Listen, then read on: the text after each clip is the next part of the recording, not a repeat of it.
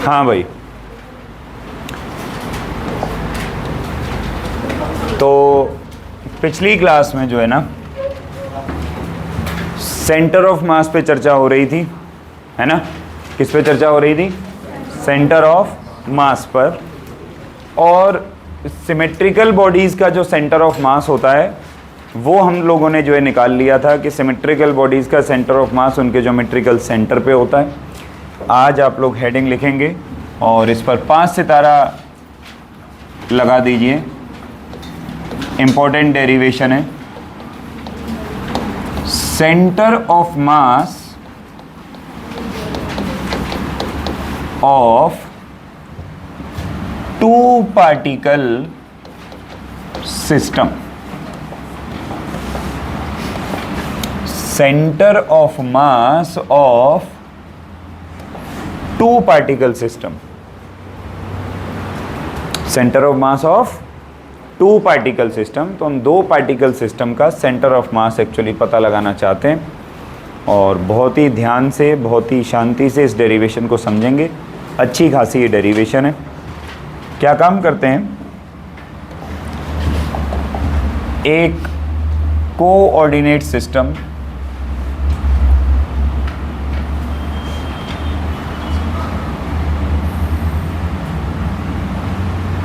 कुछ इस तरह से लेट करते हैं। एक ये मास, एक ये मास, इसको m1 ले लेते हैं और इसको m2 ले लेते हैं। x एक्सिस और ये y एक्सिस।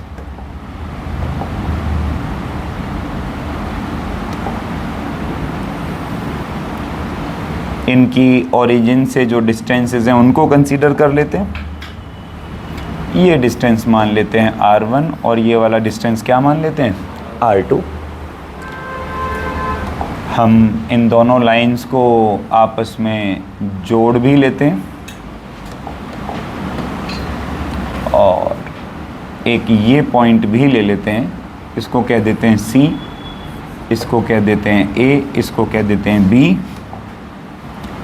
और जो ये C पॉइंट है इसको वापस ओरिजिन से जोड़ते हैं और इसकी दूरी को हम लोग मान लेते हैं R। इसकी दूरी को हम लोग क्या मान लेते हैं? R। अब थोड़ी सी ज़रा सिचुएशन समझ लो, हम लोग करना क्या चाह रहे हैं। एक बॉडी है m1 मास की A पॉइंट पर रखी है, एक बॉडी है m2 मास की B पॉइंट पर रखी है।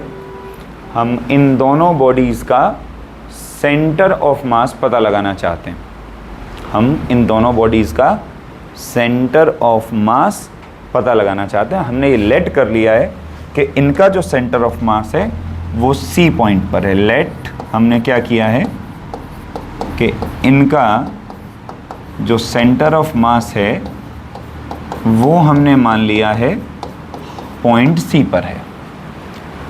तो हमने इसकी ओरिजिन से दूरी r1 मानी है, इसकी ओरिजिन से दूरी r2 मानी है और सेंटर ऑफ मास की हमने ओरिजिन से दूरी क्या मान ली है? r। सेंटर ऑफ मास की दूरी क्या मान ली है? r। साथ के साथ और भी बहुत सारी चीज़ें हम लोग कंसीडर कर सकते हैं, जो हम करेंगे भी, कि हम लेट कर रहे हैं f1 vector be the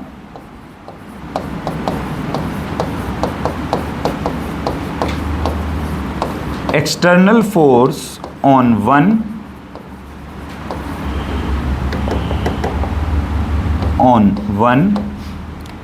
and let F2 vector be the external force on 2। बाहर से जो फोर्स लग रही है, तो जो 1 पर फोर्स लग रही है उसको हमने मान लिया F1 वेक्टर, जो 2 पर फोर्स लग रही है उसको हमने क्या मान लिया? F2 vector. साथ के साथ F12 वेक्टर बी द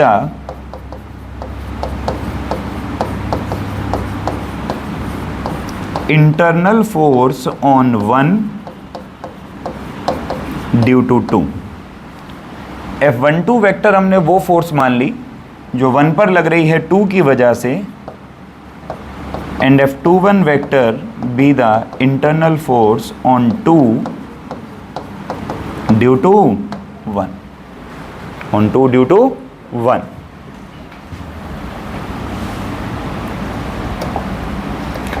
साथ के साथ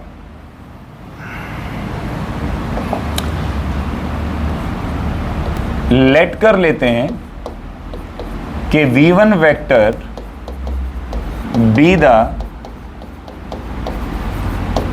velocity of 1 and v2 vector be the velocity of 2। ये सब हमने लेट कर लिया। बोलो क्लियर है? अब हम थोड़ा सा जरा ध्यान देंगे न्यूटन के सेकंड लॉ पे। न्यूटन के कौन से लॉ पे? क्या होता है न्यूटन का सेकंड लॉ? न्यूटन का सेकंड लॉ क्या होता है?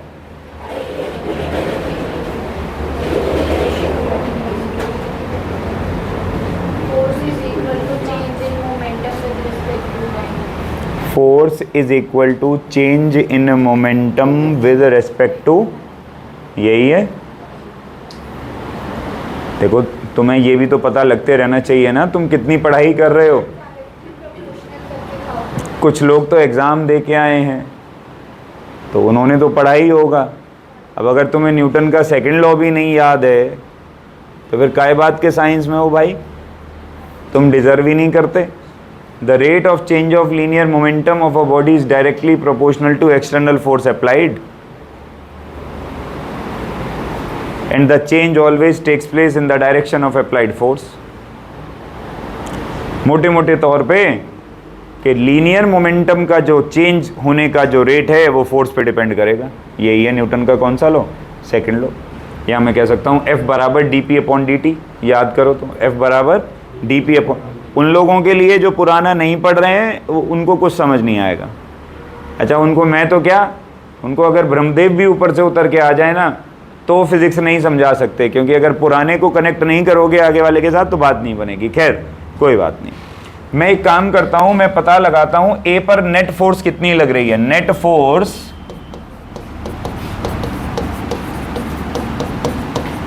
एक्टिंग ऑन 1, तो 1 पे एक तो F1 वेक्टर लग रहा है एक्सटर्नल फोर्स, प्लस में एक लग रहा है F12 वेक्टर इंटरनल फोर्स। यही लग रही है ना नेट फोर्स 1 पे। बिल्कुल इसी तरीके से अगर मैं पता लगाऊं नेट फोर्स एक्टिंग ऑन 2 तो ये होनी चाहिए F2 vector plus F21 vector. बोलो सही है? टोटल फोर्स जोड़ दी भाई। अकॉर्डिंग टू न्यूटन्स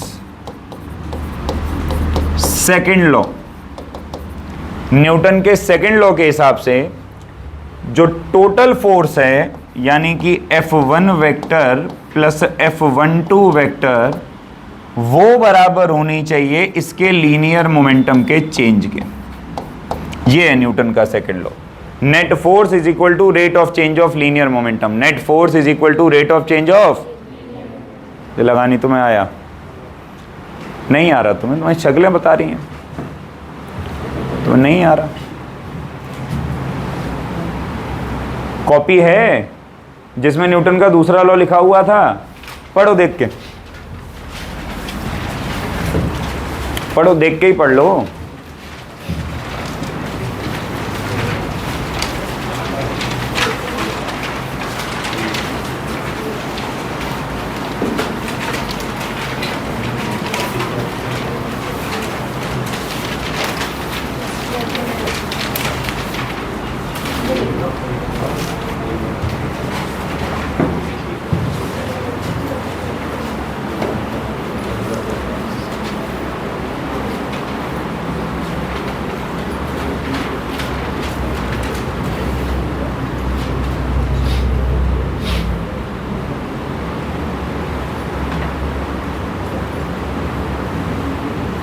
ऐसे लिखा होगा dp by dt is directly proportional to f, या और करके ऐसे लिखा होगा force is proportional to dp by dt। फिर ऐसे लिखा होगा d बाई dt p की जगह mv, f is proportional to m dv by dt। dv by dt को लिया होगा एक्सेलरेशन, फिर F बराबर kma लिखा होगा, फिर k की जगह 1 लिखा होगा, तब फोर्स बराबर आया होगा ma। यही लिखा होगा कॉपी में। और मैंने दो तरीके से डेरिवेशन करवाई थी, एक ऐसे करवाई थी, एक 9th क्लास वाले तरीके से भी करवाई थी, जिसमें मैंने यहाँ पे rate of change of linear momentum की जगह final momentum minus initial momentum upon time लिया था। तो यही तो है सेकंड लॉ, कि जितनी तेजी से मोमेंटम चेंज होगा वो डायरेक्टली किस पे डिपेंड करेगा? फोर्स पे। डायरेक्टली किस पे डिपेंड करेगा? यही तो मैंने लिखा है। टोटल फोर्स यहाँ पे कितनी लगी है? F1 vector plus F12 vector, total force बराबर क्या हुआ? चेंज इन लीनियर मोमेंटम बराबर क्या हुआ? चेंज इन, तो वही तो लिख रहा हूं मैं। पढ़ते नहीं हो तुम लोग। Bunch of useless people you are, good for nothing. तुमसे कुछ भी नहीं होता। पता नहीं क्या सोच के तुम लोगों ने साइंस ली है। ना तो तुम में से कोई से में मुझे टेम्परामेंट ही दिखाई देता साइंस का, ना तो मेरे को मतलब झलक ही मिलती है कि हाँ यार ये प्रॉपर ये साइंस के स्टूडेंट ही हैं। ऐसा लगता है जैसे घर वाले लात मार के भेज देते हैं कि जाओ पढ़ के आओ। पढ़ के आना तुम्हारी मजबूरी है। बहुत सारे तो केवल इसी चक्कर में साइंस लिए बैठे हैं।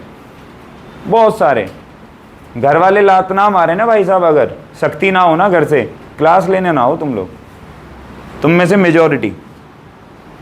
और ऐसे बच्चों का एक ही हशर होता है, धोबी का कुत्ता, ना घर का ना घाट का।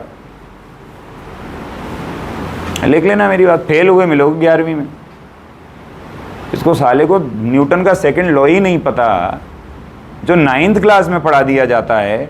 9th ही क्लास में रटवा देते हैं बच्चे को ढंग से, साला क्या ही कर लेगा। ऐसे ही ये लॉ दूसरे पे लगाऊं अगर मैं, तो F2 vector plus F21 vector बराबर क्या होगा? d by D T of P2 vector. बोलो सही है? इसको ले लें इक्वेशन नंबर 1 और इसको क्या ले लें? इक्वेशन नंबर, दोनों को जोड़ दो जरा। Equation number 1 plus equation number 2, दोनों को जोड़ दो। तो देखो LHS को LHS में जोड़ दें, F1 vector plus F12 vector, F2 vector plus F21 vector बराबर, इसको लिखा जाएगा dP1 वेक्टर बाई dt, इसको लिखा जाएगा dP2 वेक्टर बाई dt। बोलो क्लियर भाई? अरे आवाज नहीं आई? क्लियर क्या नहीं? जोड़ना तो आता होगा, ये जोड़ना भी भूल गए। दोनों इक्वेशनों को जोड़ दिया। अब ध्यान लगा के देखो, जैसे मान लो मैं फर्स्ट बॉडी हूं और ये गौरव सेकंड बॉडी है। लेट करना, मैंने इस पे कुछ फोर्स लगाई, इसने मेरे पे कोई फोर्स लगाई। इन फोर्सेस को कहते हैं इंटरनल फोर्सेस। कौन सी फोर्सेस? इंटरनल फोर्सेस हमेशा पेयर्स में काट देती हैं एक दूसरे को। कारण है उसका, अगर मैं अभी कुर्सी पे बैठ जाऊं तो मैं इस पर कुछ फोर्स लगा रहा हूं, ये मुझ पर कुछ फोर्स लगा रहा है, लेकिन क्या उस फोर्स की वजह से हम मोशन करना शुरू कर देंगे? नहीं। तो कोई भी बॉडी मोशन नहीं करती, इसलिए इंटरनल फोर्सेस हमेशा क्या हो जाती हैं? कैंसल। इंटरनल फोर्सेस हमेशा क्या हो जाती हैं? इसीलिए हम हमेशा ये लिखते हैं कि since internal forces cancel each other, क्योंकि इंटरनल फोर्सेस एक दूसरे को कैंसल कर देती हैं, देयरफॉर स्मॉल F12 वेक्टर हमेशा बराबर होगा नेगेटिव ऑफ F21 वेक्टर के। तो ये जो फोर्सेस हैं एक दूसरे को ही काट देंगी। बोलो क्लियर है?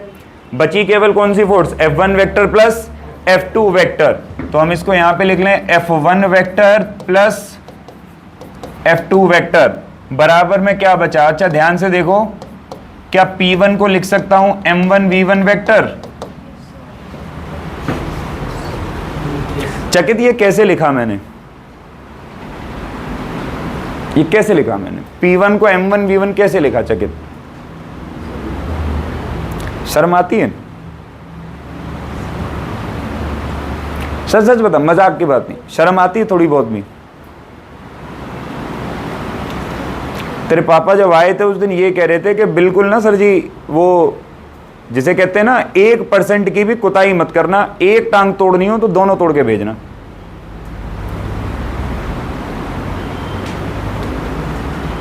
हाँ भाई भाग्य, कैसे लिख दिया P1 को M1V1? अरे तू भाग गए। अब समृद्धि ये क्या कह रहा है, भाग्य ये कह रहा है momentum is equal to mass into velocity. ऐसा थोड़ी होता है, momentum is equal to mass into acceleration, mass into velocity होता है। ठीक, वही फॉर्मूला लगाया हूं मोमेंटम का। ऐसे ही यहां पे लिख सकता हूं d बाई डी टी, और P2 की जगह क्या लिख सकता हूं, m2 v2 वेक्टर। बोलो सही है। क्या इन दोनों में से d by D T common ले लूं, तो f1 vector plus f2 vector बराबर d बाई डी टी, अंदर क्या बचेगा, m1 v1 vector plus m2। बोलो सही है। तो f1 वेक्टर जमा में f2 वेक्टर बराबर d बटे में dt ऑफ m1। अच्छा, क्या v1 वेक्टर की जगह रख सकता हूं dr1 वेक्टर बाई dt। गौरव क्या फॉर्मूला है ये, कहां से रखा है ये?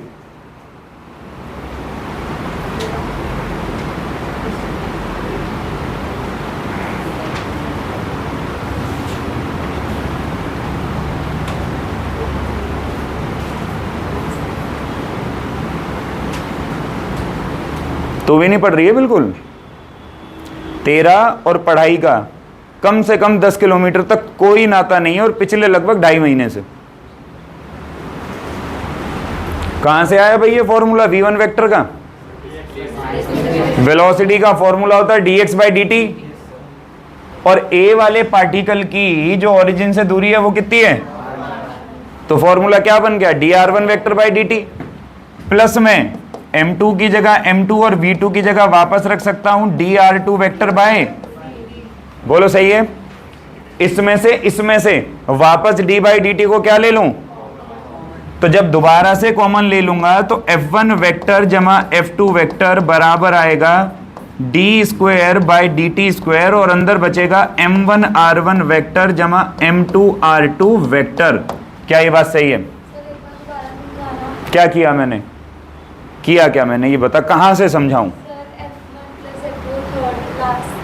ये कुछ नहीं, इसमें से d by D T common ले लिया मैंने, तो वो आ गया v1 अंदर, वो आ गया v2 अंदर। वेलोसिटी का फॉर्मूला रख दिया dx by D T, x की जगह r1, x की जगह, और दूसरे वाले x की जगह क्या रखा है, r2, फॉर्मूला रखा, दोबारा से d by D T common निकाल लिया, इसकी इससे मल्टीप्लाई कर दी, D square by D T square हो गया, D square by D T square of m1 r1 vector plus m2 r2 vector. बोलो क्लियर है भाई? बहुत बढ़िया, मुझे लगा ही नहीं तो मैं आया। अब ये जो f1 vector plus f2 vector है ना, एक काम कर लेते हैं, लेट कर लेते हैं कि f1 vector plus f2 vector is f, खाली f वेक्टर ले लेते हैं इसको हम बोल देते हैं नेट एक्सटर्नल फोर्स। भाई f1 भी एक्सटर्नल फोर्स है और f2 भी क्या है, एक्सटर्नल फोर्स है, दोनों को ऐड करके हमने f के बराबर मान लिया। हम कह रहे हैं भाई f जो है ना वो नेट एक्सटर्नल फोर्स है, f वेक्टर क्या है, नेट एक्सटर्नल फोर्स। तो देखना फॉर्मूला बनना चाहिए कि f वेक्टर बराबर D square upon D T square bracket में m1 r1 vector plus m2 r2 vector. बोलो सही है। अब देखें, वहां से कैरी फॉरवर्ड करते हैं, फॉर्मूला बन रहा था m1 r1 vector plus m2। अब देखो मैं क्या कर रहा हूं, राइट हैंड साइड को m1 प्लस m2 से मल्टीप्लाई कर रहा हूं, और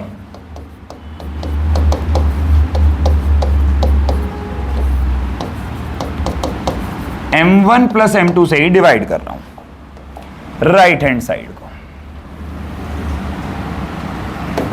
क्या ये बात यहां तक समझ आई? मैं ऐसा कर सकता हूं ना, ध्यान से देखो तो इससे कट जाएगा और बचेगा तो वही ना रिजल्ट जो ऊपर था, बट ऐसा मैंने क्यों किया अभी समझ में आएगी। इसको मान लो जरा इक्वेशन नंबर 3, इसको मान लो जरा क्या, equation number 3। Applying Newton's second law for centre of मास, ये मतलब समझना, COM का मतलब है सेंटर ऑफ मास। न्यूटन का सेकंड लॉ लगा रहा हूं किसके लिए? Centre of. मैंने सेंटर ऑफ मास कहां पे माना था भाई साहब? ये रहा C, centre of mass. Newton का सेकंड लॉ जब सेंटर ऑफ मास पे लगाऊंगा तो न्यूटन का सेकंड लॉ क्या है? फोर्स बराबर मास इनटू एक्सेलरेशन। तो टोटल फोर्स लगेगी F वेक्टर, क्योंकि मैं सेंटर ऑफ मास पे लगा रहा हूं और सेंटर ऑफ मास वो पॉइंट है जहां पे बॉडी का टोटल मास होता है। तो सेंटर ऑफ मास पे जब ये फॉर्मूला लगाऊंगा तो फॉर्मूला के ऐसे लगेगा ना, m1 plus m2। Total mass की जगह क्या आएगा? m1 plus. क्यों आया ये? क्योंकि मैं फॉर्मूला सेंटर ऑफ मास के लिए लगा रहा हूं और सेंटर ऑफ मास एक ऐसा पॉइंट है जहां पर बॉडी का सारा मास कंसंट्रेटेड होता है। तो इसलिए मैंने क्या ले लिया? Total mass. अब मुझे क्या लिखना है? एक्सेलरेशन। क्या लिखना है? अब देखना, मैं एक्सेलरेशन को क्या ऐसे लिख सकता हूं क्या? d² upon dt² of r vector. सोच के बोलना सारे के सारे, क्या मैं ऐसे लिख सकता हूं?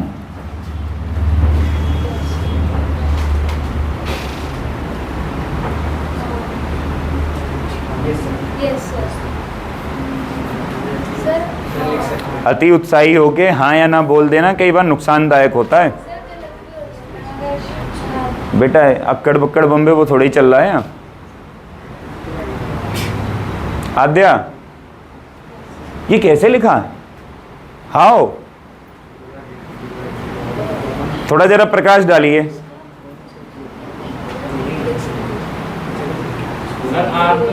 तुम आद्या हो? नाम चेंज किए हो? नहीं ना? हैं? हाँ, कैसे लगाया बताओ जरा। एक्सेलरेशन ये कैसे हो गया? अरे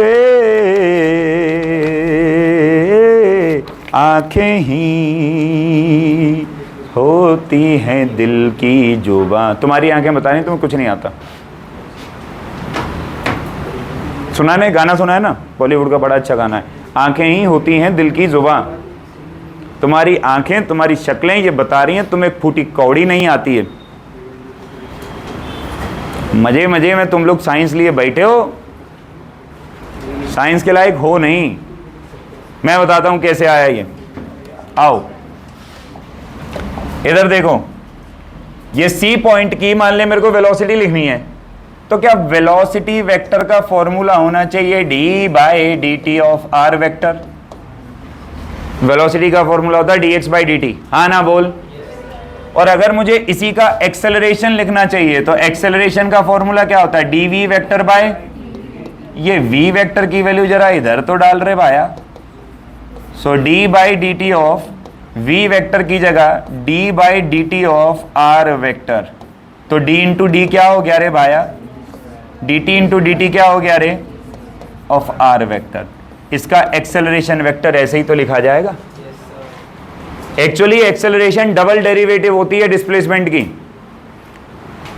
एक्सेलरेशन क्या होती है? डबल। करे थे सवाल भी, x की इक्वेशन दी थी, वहां से वेलोसिटी निकालनी थी तो एक बार डिफरेंशिएट किया, और एक्सेलरेशन निकालनी थी तो दोबारा। सब कर रखे हो, सब करवा चुका हूं, सब याद नहीं है ना? सो एक्सेलरेशन को लिख सकते हैं d²/dt² ऑफ r वेक्टर। वही तो लिखा है मैंने, ध्यान लगा के देखो, d²/dt² ऑफ r वेक्टर। तो मैंने न्यूटन का सेकंड लॉ सही तो लगा दिया, फोर्स बराबर मास इनटू एक्सेलरेशन। क्या लगा दिया सेकंड लॉ? फोर्स बराबर मास इनटू में, फोर्स बराबर मास इनटू में। नहीं आया? अरे नहीं आया, अरे हाँ ना बोलो। तो अगर ये आ गया तो अगर मैं कंपेयर कर दूं फ्रॉम इक्वेशन 3 एंड, ध्यान से देखिए, F से F कटेगा, या ऐसे ना लिखूं मैं क्योंकि तुम ज्यादा ईमानदार समझदार हो, हम ऐसे लिखते हैं, on comparing equation 3 and equation. अब देखो कंपेयर करो, देखो फोर्स ने फोर्स को मारा, m1 प्लस m2 ने m1 plus m2 d²/dt², d², r vector बराबर क्या आया? हाँ, तो कंपेयर करने पे नतीजा क्या निकला कि r वेक्टर जो है वो है m1 r1 vector plus m2r2 vector upon में m1 प्लस ऑफ, यार मुझे बिल्कुल नहीं लगा तुम्हें आया। इस फॉर्मूले से मेरे हिसाब से तुम सेंटर ऑफ मास के कोऑर्डिनेट पता लगा सकते हो। सेंटर ऑफ मास के क्या पता लगा सकते हो, क्योंकि देखो r वेक्टर की वैल्यू आ गई क्या है, m1r1 vector plus m2r2 vector upon m1 plus m2। अब मैं इसका तुमको ना इस्तेमाल करना भी सिखाता हूं, देखो साथ के साथ। तुम कहोगे मास्टर ऐसे ही पागल बना गया। मान ले एग्जाम्पल, मान ले एग्जामिनर बोले एक मास है 2 किलो का, एक मास है 4 किलो का, ये रखा हुआ है 2.1 पे, ये रखा हुआ है 4.2 पे। बोल सही है? दोनों के मास दे दिए, दोनों के कोऑर्डिनेट्स दे दिए, कह रहा लोकेट कर इसका सेंटर ऑफ मास कहां होगा। सुनो, लोकेट करेंगे इसी फॉर्मूले से। कैसे? Rx बराबर होगा m1x1 प्लस m2x2 अपॉन में m1 प्लस ऑफ, यही फॉर्मूला लगाया ना। तो Rx बराबर पहला वाला मास 2 किलो, x1 2, दूसरा मास 4, x2 4, डिवाइड बाय दोनों का जोड़ 6। तो Rx बराबर है क्या, 2 दूनी 4, 4 चौक 16 और 16 और 4 20/6 बराबर में 10/, ये किसकी वैल्यू आ गई? Rx की। बिल्कुल इसी तरीके से चाहो तो क्या निकाल लो, Ry। तो Ry क्या हो जाएगा, m1y1 जमा m2y2 अपॉन में m1 प्लस ऑफ, नहीं आया। तो Ry बराबर m1 की जगह 2, y1 की जगह 1, m2 की जगह 4, y2 की जगह 2/6। आंसर कितना आया भाई? 4 दुनिया 8, 8 और 2 10/5। तो हम लिख सकते हैं therefore coordinates of centre of mass are, कहाँ मर गया, 10/3 और comma 5/3 and this is your answer. तो इस तरीके से अनसिमेट्रिकल बॉडीज का सेंटर ऑफ मास पता लगाया जा सकता है। अनसिमेट्रिकल बॉडीज का क्या पता लगाया जा सकता है? सेंटर ऑफ मास। अब एक चीज और देखें, अगर हम लोग ध्यान लगा के इस फॉर्मूले को जनरली मैं ऐसे लिख देता हूं बिना वेक्टर के, m1r1 प्लस m2r2 अपॉन में m1 प्लस ऑफ, वेक्टोरिकली नहीं लिखा है मैंने, जनरल मॉड की मैं बात कर रहा हूं। मैं किसकी बात कर रहा हूं? मॉड की बात कर रहा हूं। बोलो क्लियर है? अरे हाँ ना तो बोलो, है ना। अब अगर मैं ये लेट कर लूं, पहली बात कि अगर centre of mass is taken at origin, समझना बात को, है ना। बुद्धि तो अखरोट जैसी है लेकिन लगानी पड़ेगी। मैंने पहले ही बोला था रोटेशनल मोशन में बुद्धि पूरे पोटेंशियल पे काम करनी चाहिए। अगर सेंटर ऑफ मास को ओरिजिन पे ले लूं, कहां ले लूं? तो ध्यान लगा के देख, पिछले वाले डायग्राम में देख, अगर सेंटर ऑफ मास को यहां ओरिजिन पे ले लूं, इसको यहां लिख भी देता हूं ओरिजिन O, तो इसके कोऑर्डिनेट हो जाएंगे 0, x भी 0 और, तो मतलब अगर कोऑर्डिनेट 0 हो गए तो मतलब मैं यहां पे लिख सकता हूं कि therefore r is equal to, तो अगर r 0 हो गया तो m1r1 जमा m2r2 भी क्या हो जाएगा? अरे क्या मैंने सही लिखा है? अगर ये भी 0 हो गया तो मैं ये कह सकता हूं कि m1r1 बराबर माइनस ऑफ m2, कह सकता हूं। मुझे लगा नहीं तुम्हें आया, मैं ऐसा कह सकता हूं। इससे अगर मैं r1 की वैल्यू निकालूं तो निकलेगा माइनस m2r2 अपॉन में, ओके गलती से मिस्टेक हो गया, ओए ज़्यादा मिस्टेक हो गया, m1। अब ये फॉर्मूला मुझे क्या बताता? ये फॉर्मूला मुझे बताता है कि अगर R2 की वैल्यू को मैं पॉजिटिव ले लूं, R2 की वैल्यू को मैं, तो यह बात बिल्कुल सही है कि R1 की वैल्यू नेगेटिव होगी। R1 की वैल्यू क्या होगी? इसका मतलब यह है, तुम ध्यान लगा के सोचो तो, तुमने सेंटर ऑफ मास कहां माना था? ओरिजिन पे। है ना, ऐसे। तो ये मान लो ये ओरिजिन है, तो तुम्हारा R2 पॉजिटिव आ रहा है, तुम्हारा R2 क्या आ रहा है, तो मतलब R2 यहाँ कहीं ये वैल्यू R2 की होगी, हाँ कि ना, पॉजिटिव है, और R1 तुम्हारा क्या आ रहा है, तो ये नेगेटिव वैल्यू तुम्हारी यहाँ आनी चाहिए ना, कहीं नेगेटिव एक्स एक्सिस में, हाँ ना बोलो यार। इसका मतलब समझ रहे हो, एक उस तरफ और एक इस तरफ। इसका अर्थ ये हुआ कि centre of mass always lie at the line joining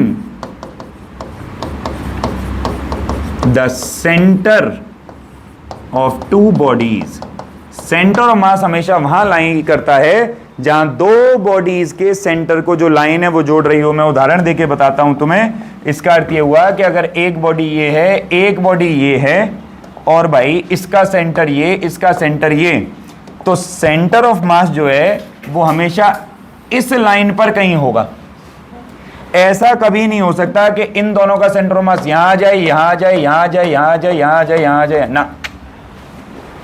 जो लाइन इन दोनों के सेंटर को जोड़ेगी, सेंटर ऑफ मास हमेशा वहीं पे लाई करेगा। हाँ ना बोलो, मुझे लगा नहीं तुम्हें आया। अरे पल्ले पड़ी क्या, पक्की बात, थके तो नहीं हो, आगे बढ़े हैं, आओ। इसी फॉर्मूले को दोबारा पकड़ते हैं R1 वाले को। देखो और भी है ना, हाँ और है। R1 बराबर क्या आया था फॉर्मूला, बोलो, माइनस M1, यही था ना। गलत मत करा देना, क्योंकि मैं तुम्हारी तरह रट्टू नहीं हूं, मैं तो निकालता हूं फॉर्मूलों को, है ना। क्यों गलत हो गया तो फिर जो मैं इंटरप्रिटेशन करूंगा वो गलत आएगी, है ना। अब एक बात समझो, अगर मैं इस नेगेटिव साइन को नेग्लेक्ट कर दूं, क्योंकि नेगेटिव साइन तो ये बता रहा है कि एक वैल्यू राइट हैंड साइड की है और दूसरी वैल्यू किधर की है, लेफ्ट हैंड साइड की है। भाई नेगेटिव वैल्यू का तो रेफरेंस है ओरिजिन से, है ना। अब तुम ध्यान लगा के सोचो, तुम अगर मैं ये मान लूं कि M2 जो है वो M1 से क्या है, वैल्यू बड़ी है, M2 की वैल्यू M1 से, अगर M2 M1 से बड़ा है भाई, तो ये जो टर्म है ये 1 से बड़ी आएगी। और अगर ये 1 से बड़ी आई तो मेरे को सीधा सीधा पता चल रहा है कि R1 R2 से क्या आ गया, नेग्लेक्टिंग नेगेटिव साइन, क्योंकि वो तो केवल ओरिजिन को बता रहा है। मतलब R1 की वैल्यू R2 से क्या आ गई, बड़ी। आओ इस चीज को जरा विजुलाइज करके देखते हैं कि ऐसा कैसे हो क्या रहा है, हो कैसे रहा है। अरे यार, यहां से खड़े होकर बनाऊंगा गोला।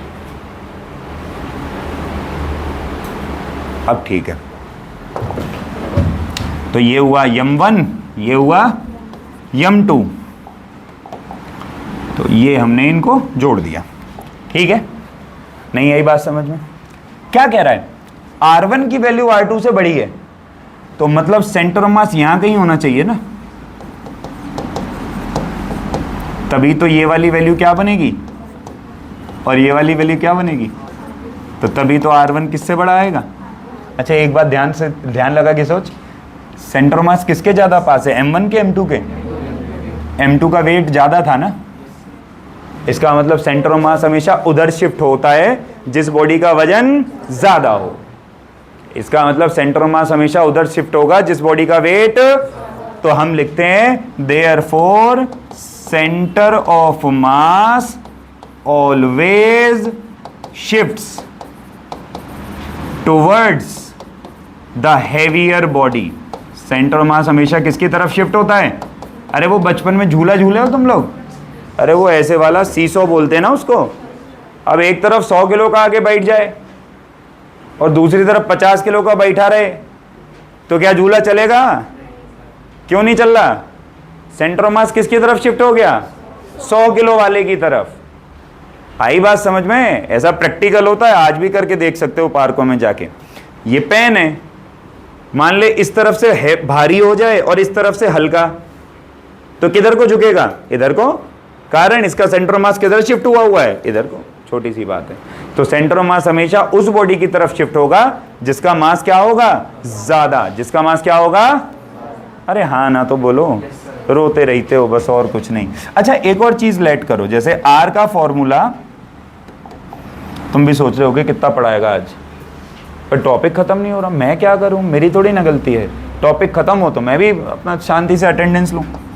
आर वेक्टर का फॉर्मूला हमने निकाला था m1 r1 vector plus m2 r2 vector upon में m1 प्लस ऑफ,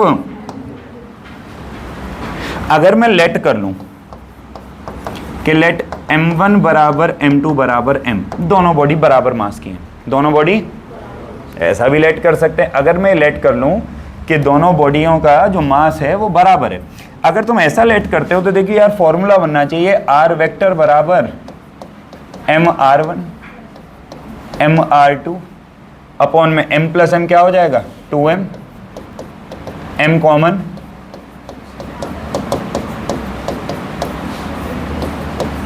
m ने m को, और r1 वेक्टर जमा r2 वेक्टर अपॉन में क्या आ गया 2। प्राण निकल गए भाई साहब, हाँ ना बोलो। r वेक्टर का फॉर्मूला क्या आ गया, r1 vector plus r2 vector by 2। मतलब अगर दोनों बॉडियों का वजन बराबर है तो सेंटर ऑफ मास बीचों बीच आएगा। सेंटर ऑफ मास कहाँ आएगा, अगर दोनों बॉडीज का वेट बराबर है तो सेंटर ऑफ मास कहाँ निकलेगा, बीचों बीच। कहानी खत्म, पैसा हजम। अच्छा ये जो सुंदर सा फॉर्मूला तुमने r वेक्टर का निकाला है सेंटर ऑफ मास के लिए, सेंटर ऑफ मास की वेलोसिटी के लिए भी एक फॉर्मूला लिखा जा सकता है। Velocity of centre of mass is m1 v1 vector upon में m1 प्लस m2। याद रखना कभी कभार इस पे सवाल जो है पूछ लिया जाता है। ध्यान रखने की बात यह है कि जो वेलोसिटी होती है सेंटर ऑफ मास की वो हमेशा कांस्टेंट होती है। इसका भी एग्जांपल बताऊंगा आगे। वेलोसिटी जो होती है सेंटर ऑफ मास की वो हमेशा क्या होती है, कांस्टेंट। क्या तुम्हें ये बात पल्ले पड़ी भाई, हाँ ना बोलो, पक्का।